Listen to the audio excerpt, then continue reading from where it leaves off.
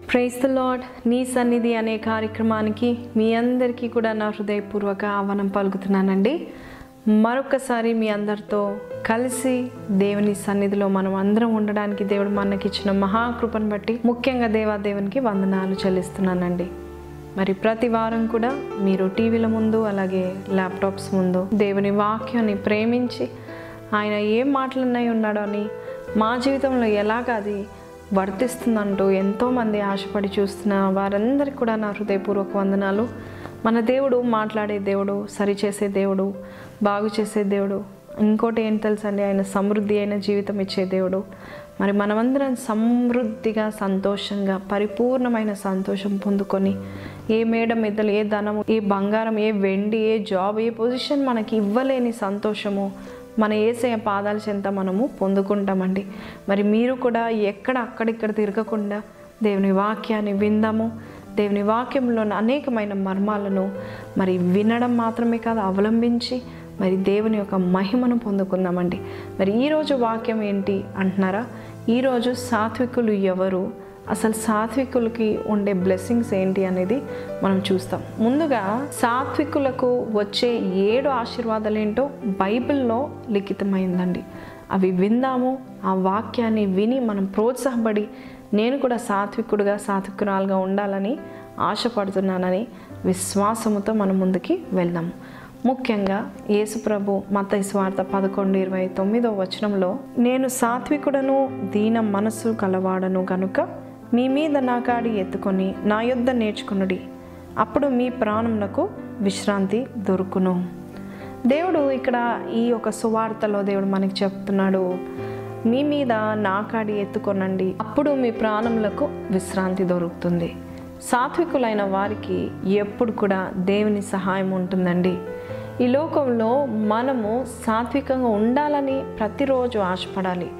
ఎంత ఎత్తు ఎదుగుతున్నామో అంత గర్వము, ఈగో, అహంకారం, అతిశయం అనేది మనతో పాటు ఎదుగుతూ ఉంటుంది. కానీ ఎవరైతే దేవుని వల్ల, యేసు ప్రభు వల్ల ఎంతగా మనుషులు ఆయనను వెంబడించినా, ఎంతగా రాజును చేయాలని, ఎంతగా ఆయనను ప్రశంసించినా కూడా సాత్వికుడను నేను అనే మాట చెప్తున్నాడు. తన యొక్క నేచర్ ఏంటో బయలుపరుస్తున్నాడు.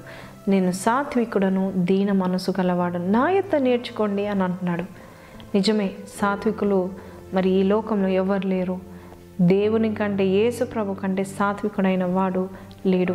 అయితే దేవుడు మోషే గురించి కూడా సాక్ష్యం ఇస్తున్నాడు. సంఖ్యాకాండం 12:3 వచనంలో, మోషే భూమి మీద ఉన్న వారందరిలో మిక్కిలి సాత్వికుడు అనే మాట మనం వింటున్నాము. భూమిలో ఉన్న వారందరికంటే మిక్కిలి సాత్వికుడు అని మోషే గురించి దేవుడు సాక్ష్యం ఇస్తున్నాడు. ఒక కోపిష్టి గురించి దేవుడు సాక్ష్యం ఇస్తున్నాడండి. మరి ఆయనని దేవుడు కోపము నుంచి, తొందరపాటు నుంచి దేవుడు ఆయనని మెల్లమెల్లగా మారుస్తూ క్రీస్తు పోలిక చొప్పున సాత్వికమైన మనసును ధరింపచేసేంత వరకు మోషేని వదిలిపెట్టలేదండి.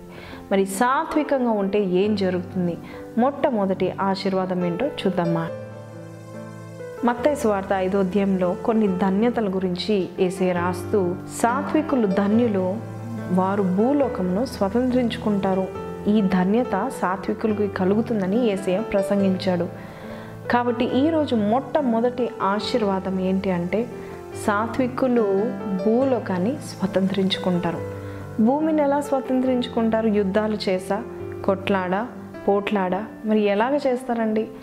సాత్వికులు యుద్ధాలు ఎలాగ చేస్తారు? ఉదాహరణకు మదర్ తెరిసా గారి గురించి నేను ఒకటి చెప్పాలని ఆశపడుతున్నాను. మదర్ తెరిసా గారు చాలా సాత్వికురాలండి. ఆమె ఎంతో దీనమైన స్థితిలో ఉంటూ తనకంటూ ఏది మిగిల్చకుండా ఆమె ముసలితనం వరకు గొప్ప సేవ చేసిందండి.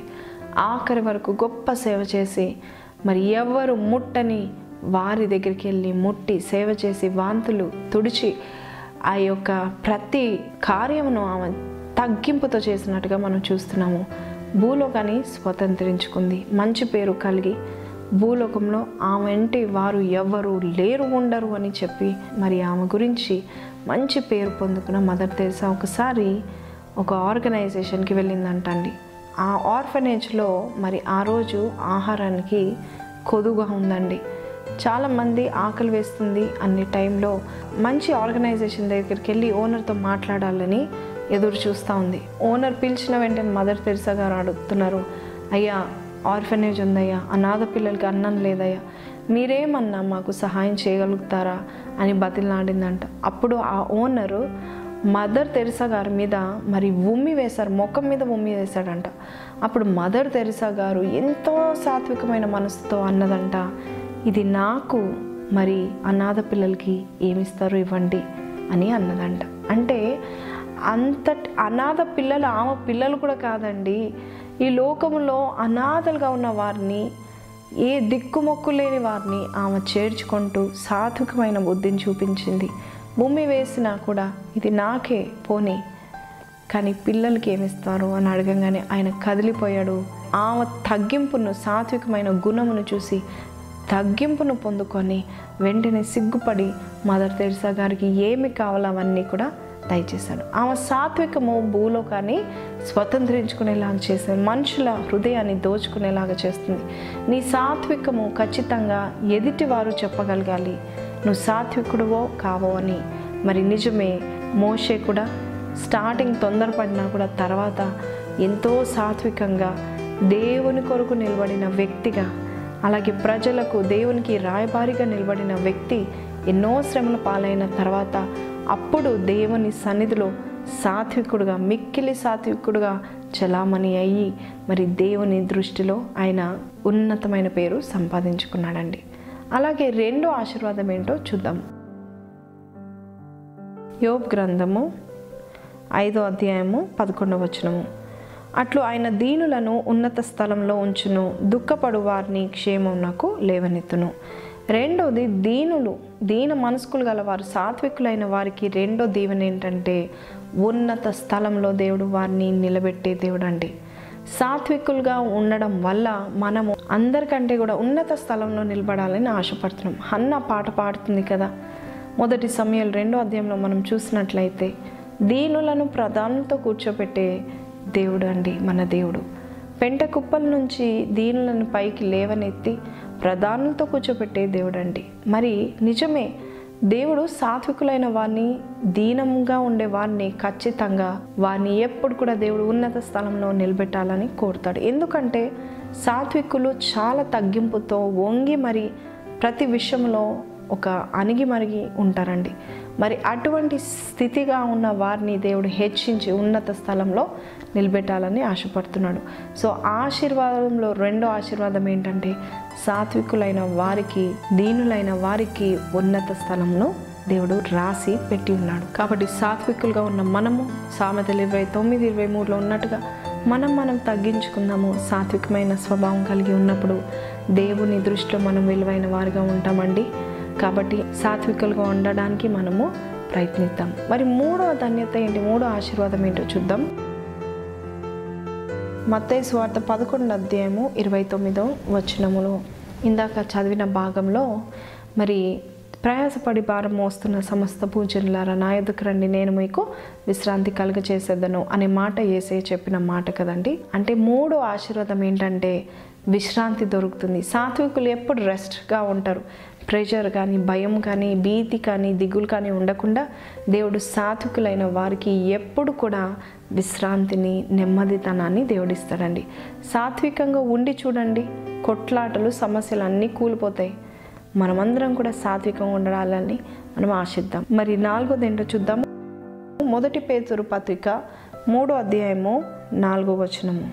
సాధువైనట్టు మృదువైనట్టునైన గుణమును అక్షయ అలంకారం గల మీ హృదయపు అంతరంగ స్వభావము మీకు అలంకారంగా ఉండవలెను, అది దేవ దృష్టికి మిగుల విలువైనది. సాత్వికమైన గుణము, మృదువైన గుణము ఇది ఒక గొప్ప అలంకారం అంట. హృదయానికి అంతరంగంలో అలంకారాలు ఉంటాయి.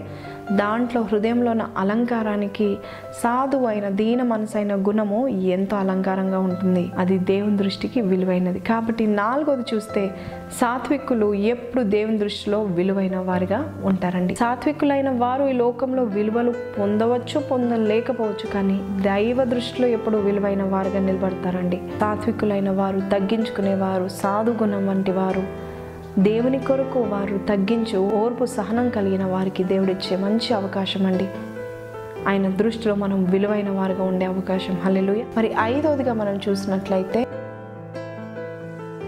యెషయా గ్రంథం 29:19 వచనం చెప్తానండి. యెహోవాయందు దీనులకు కలుగు సంతోషం అధికమగును. హల్లెలూయా. కాబట్టి ఈ యొక్క 5వ పాయింట్ ఏంటంటే దీనులకు అధిక సంతోషం ఉంటుందండి.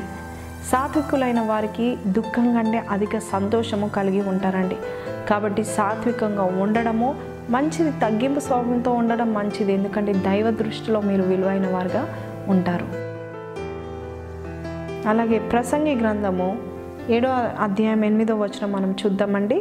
అహంకారం గల వాని కంటే శాంతం గలవాడు శ్రేష్ఠుడు. ఇక 6వ పాయింట్ వచ్చేవరకు ఇక్కడ అహంకారం గల వాని కంటే శాంతం గలవాడు శ్రేష్ఠుడు. సాత్వికుడు ఎప్పుడు కూడా శ్రేష్ఠుడే అండి. They are better than any powerful man. బలవంతుని కంటే బలంగా ఉండేవారు సాత్వికులైన వారు శ్రేష్ఠులు అని సొలొమోను మహారాజు మహాజ్ఞాని రాస్తున్నాడు. అంత సాత్వికుడుగా ఉన్నాడు కాబట్టి జ్ఞానాన్ని కూడా పొందుకున్నాడు. సాత్వికులు శ్రేష్ఠులండి. కాబట్టి శ్రేష్ఠత్వము నీకు కావాలి. ఏ పని చేసినా నీ జీవితంలో శ్రేష్టం ఉండాలంటే సాత్వికంగా ఉందాము, దేవుని దీవెని పొందాం. ఇంకా ఆఖరి ఆశీర్వాదం ఏంటో చూద్దామండి. కొలస్సీ పత్రిక 3:12 వచనము. కాగా దేవుని చేత ఏర్పరచబడిన వారును పరిశుద్ధులను ప్రియులనైన వారికి తగినట్లు మీరు జాలిగల మనసు, దయాళుత్వమును, వినయమును, సాత్వికమును, దీర్ఘశాంతమును ధరించుకొనుడి. ఇక్కడ చూడండి, సాత్వికంతో మనం ఉన్నట్లయితే మనము పరిశుద్ధులుగా ఎంచబడతామండి. సాత్వికమైన మనసు, దీన స్వభావము, అలాగే ఇక్కడ జాలిగల మనసు, దయాళుత్వం మనం చూస్తే పరిశుద్ధులుగా ఉన్నప్పుడు మన అందరికీ ఉండవలసిన ఒకే లక్షణము జాలిగల మనసు, సాత్వికమైన హృదయము. సాత్వికంగా ఉన్న వారు ఖచ్చితంగా హోలీనెస్కి వెళ్ళిపోతారండి. కాబట్టి సాత్వికులుగా ఉందాము, పరిశుద్ధతలో పాలు పొందుకుంటాము. అనేకమైన ఆశీర్వాదాలు దేవుడు తనని నమ్మి వచ్చిన వారిని అన్ని వదిలిపెట్టి వచ్చిన వారికి ఎప్పుడు తన తోడుగా ఉంటాడండి. సాత్వికులుగా మనం జీవిద్దాము. యేసయ్య మన ప్రతి ప్రయాసాన్ని ఆయన మోస్తున్నాడు. ఈ రోజు నుంచి సాత్వికంగా ఉంటాను ప్రభా, నీ సహాయం లేకుండా నేనేం చేయలేను ప్రభా అన్నట్లయితే ఇప్పటి వరకు సాత్వికం గురించి, సాత్వికులకి ఎటువంటి ఆశీర్వాదాలు ఉన్నాయో 7 పాయింట్స్ విన్నాం కదా. అసలు సాత్వికులు ఎవరు, మనం ఎలాగ సాత్వికులు కావాలి అనుకుంటున్నారా? మరొక 7 పాయింట్స్ వినండి. మొట్టమొదటిగా సాత్వికమైన వారు వినయం కలిగి ఉంటారండి. యేసయ్య నేను సాత్వికుడను, దీన మనస్కుడను అని చెప్పినప్పుడు నిజానికి ఆయనని మనం దగ్గర నుండి చూసిన వారు చెప్తారు ఆయన ఎంత దీన మనసు. ఫిలిప్పీ పత్రిక 2వ అధ్యాయంలో మనం చూస్తాము. 8 నుంచి చెప్తాను. మరియు ఆయన ఆకారమందు మనుషుడుగా కనబడి మరణము పొందునంతగా, అనగా శిలువ మరణం పొందునంతగా విధేయత చూపిన వాడై తన్ను తాను తగ్గించుకొనెను. అందుచేతను పరలోకమందున్న వారిలో కానీ, భూమి మీద ఉన్న వారిలో కానీ, భూమి క్రింద ఉన్న వారిలో కానీ ప్రతి వాని మోకాలును యేసు నామమున వంగవలెను. వినయము, ఎంతటి వినయం చూడండి, ఇంతటి వినయము కలిగి ఉన్నాడు. శిలువ మరణం అట్టి భయంకరమైన మరణము పొందుకోవడానికి విలువైన తన ప్రాణాన్ని, పరిశుద్ధ జీవితాన్ని దేవునిగా ఉన్న యేసయ్య మరి ఒక బానిసలాగా, ఒక ఏమీ లేని వాడిగా రావడము చాలా గొప్ప సంగతి అండి. మరి అటువంటిది తగ్గింపుతో వినయ మనసు కలిగి ఉన్నాడు కాబట్టి నేను సాత్వికుడును అనే మాట అంటున్నాడు. కాబట్టి ఫస్ట్ పాయింట్, మనం సాత్వికులుగా ఉండడానికి మరి ఒక సూచన ఏంటంటే విధేయత, వినయం. ఎవరైనా వచ్చి ఈ పని చేయండి అని చెప్పినప్పుడు వెంటనే చేయడము. కొంతమంది పిలిచినా పలకరండి, కొంతమంది పిలవకుండానే పనులన్నీ చేస్తూ ఉంటారు. వారు సాత్వికులండి. ఇక్కడ యేసయ్య గురించి ఎంత చక్కగా, మరి ఆయన ఎంత సాత్వికుడో, ఆకారమందు మనుషుడిగా కనబడినా మరణము నొందంతగా, అంటే మరణ శిక్ష పొందేంత వరకు కూడా సాత్వికుడుగా ఉంటూ తన ప్రజలకు, తన బిడ్డలను ఆయన కాపాడుకోలేదా? కాబట్టి సాత్వికులైన వారు ఎప్పుడు వినయంతో ఉంటారండి. రెండోదిగా సాత్వికులైన వారు కనిపెట్టుకునేవారండి. వెయిటింగ్ పీపుల్ అంటే ఏంటి అంటే దేవుడు చెప్పిన వాగ్దానాన్ని ఖచ్చితంగా ఆయన నెరవేరుస్తాడని ఒక దీన మనసు కలిగి ధరించుకొని దేవుని కొరకు మనము నిలబడి మరి యేసయ్య కార్యము చేస్తాడని ఎదురు చూస్తూ కనిపెట్టుకుంటూ సనుకోనక దేవుని మీద ఆధారపడేవారు మరి సనుకోకుండా కనిపెట్టుకోవాలని దేవుడు సెలవిస్తున్నాడు. 37వ కీర్తన 11వ వచనము, దీనులు భూమిని స్వతంత్రించుకుందరు, బహుక్షేమము కలిగి సుఖించెదరు అనే మాట మనం చూస్తున్నాము. దీనులైన వారు కనిపెట్టుకొని ఉంటారు. యెహోవా కొరకు కనిపెట్టుకొని ఉంటారండి. చూడండి, పైన మనము 9వ వచనం మనం చూస్తే, యెహోవా కొరకు కనిపెట్టుకున్న వారు దేశమును స్వతంత్రించుకుందరు. సో కనిపెట్టుకున్న వాళ్ళు దీన స్వభావం కలిగిన వారండి. అలాగే 3వదిగా మనం చూస్తే సాత్వికులు ఎవరు అంటే వారు పగ తీర్చుకోరండి. They are not revengeful. అస్సలు పగ తీర్చుకోరు, దీన మనసు కలిగి ఉంటారు. దేవుడే న్యాయాధిపతి, దేవుడే చూసుకుంటాడని దేవుని మీద వదిలేస్తారు.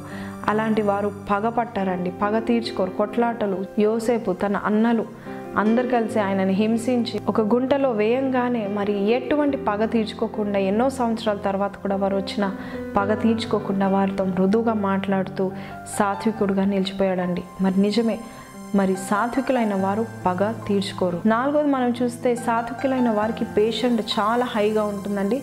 చాలా సెల్ఫ్ కంట్రోల్ ఉంటుంది, ఓర్పు సహనంతో ఉంటారు. నువ్వు సాత్వికుడు కాకపోతే నువ్వు పేషెంట్గా ఉండవు. గర్విష్ఠుడు కాబట్టి, అహంకారుడు కాబట్టే నిన్న ఒక మాట అన్నా నువ్వు పేషెంట్గా ఉండవు. సాత్వికులైన వారు మరి వెంటనే రియాక్ట్ కారండి.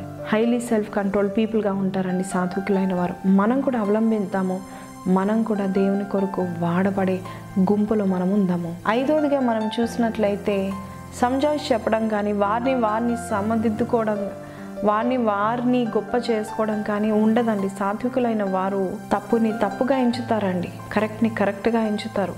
మరి ఎక్కడ కూడా మరి మ్యానిపులేటివ్ స్పిరిట్ కానీ వేషధారణ కానీ ఉండదు. తప్పు చేసినప్పుడు తప్పు చేశాను ఒప్పుకుంటారు, కానీ సాత్వికమైన మనసు గల వారికి ఇటువంటి హృదయం ఉంటుంది. సంఖ్యాకాండం 12వ అధ్యాయంలో మనం చూసినట్లయితే మోషేని ఇజ్రాయెల్ ప్రజలందరూ కూడా చాలా బాధ పెట్టి ఉన్నారండి.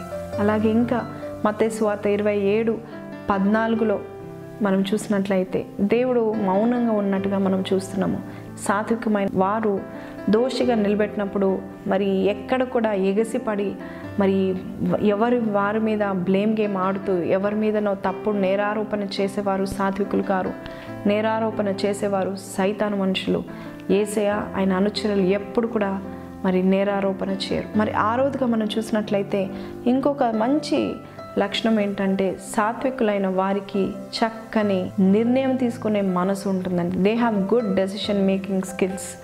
సాత్వికులైన వారు ఎప్పుడు కూడా ఎదుటి వారి గురించి ఆలోచిస్తారు కాబట్టి మంచి డెసిషన్ తీసుకుంటారు. స్వార్థపూర్వకమైన డెసిషన్స్ తీసుకోరు. ఫర్ ఎగ్జాంపుల్ మోషే ఉన్నాడండి, మిక్కిలి సాత్వికుడైన మనిషినే మనం చూద్దాము. మరి మోషే ఉన్నాడు. హెబ్రీ పత్రికలో రాయబడింది ఏంటంటే, హెబ్రీ పత్రిక 11వ అధ్యాయము 24-25 వచనాలు మనం చదువుతామండి. మోషే పెద్దవాడైనప్పుడు విశ్వాసం బట్టి ఐగుప్తు ధనము కంటే క్రీస్తు విషయమైన నింద గొప్ప భాగ్యమని ఎంచుకొని, మోషే ధనవంతుడుగా ఉన్నప్పుడు క్రీస్తు కొరకు నింద పడ్డానికి ఒక మంచి డెసిషన్ తీసుకున్నాడు. గొప్ప లీడర్ అయ్యాడండి.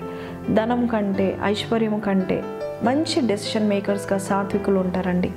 మరి ఏది కూడా వారికి గొప్ప కాదు, దేవుని కంటే ఏది కూడా విశ్వాసమందు ఏది గొప్ప కాదు అంటారు. సాత్వికులైన వారు అటువంటి డెసిషన్స్ తీసుకుంటారు. మరి ఆఖరిదిగా వారికి ఉన్న స్వభావం ఏంటో తెలుసా? నమ్మకమైన స్వభావం కలిగిన వారు సాత్వికులండి. కమిటెడ్గా ఉంటారు. సాత్వికులైన వారు ఎవరిని బాధించరు, నమ్మకంగా ఉంటారు. ఏ విషయంలో, ఏ పనిలో, అన్ని విషయంలో నమ్మకంగా ఉండేవారే సాత్వికులు. స్వాతి అతిశయాలు కానీ, ఆశలు కానీ, కోరికలు కానీ వారి స్వార్థంగా ఉండేవి కానికుండా వారు ఈ 7 స్వభావాలు కలిగి ఉన్న వారే సాత్వికులండి. ఈ 7 ఆశీర్వాదాలు మనం విని ఉన్నాము, 7 స్వభావాలు మనము మరి విని ఉన్నాము. ఈ స్వభావం మనకు ఉన్నట్లయితే ఆ 7 గొప్ప ఆశీర్వాదాన్ని మనం పొందుకుంటాం. విన్న వాక్యాన్ని మరి మీ హృదయంలో భద్రపరచండి. మీ కొరకు నేను ప్రార్థన చేస్తాను. ఇంకా యేసయ్యని సొంత రక్షకుడుగా ఇంకా మీరు అంగీకరించకపోతే ఇప్పుడైనా మీకు ఇలా అనుకూల సమయం అండి. దేవుని మీ సొంత రక్షకుడుగా ఎన్నుకొనండి. ఖచ్చితంగా అనేకమైన మర్మాలతో, వాక్యాలతో మిమ్మల్ని ఆదరిస్తూ, నడిపిస్తూ, మీకు కావాల్సినవన్నీ అనుగ్రహిస్తున్న దేవుని మీరు స్తుతించండి. ఆలస్యం చేయకండి. నాతో కలిసి ఏకీభవించి ప్రార్థన చేయండి.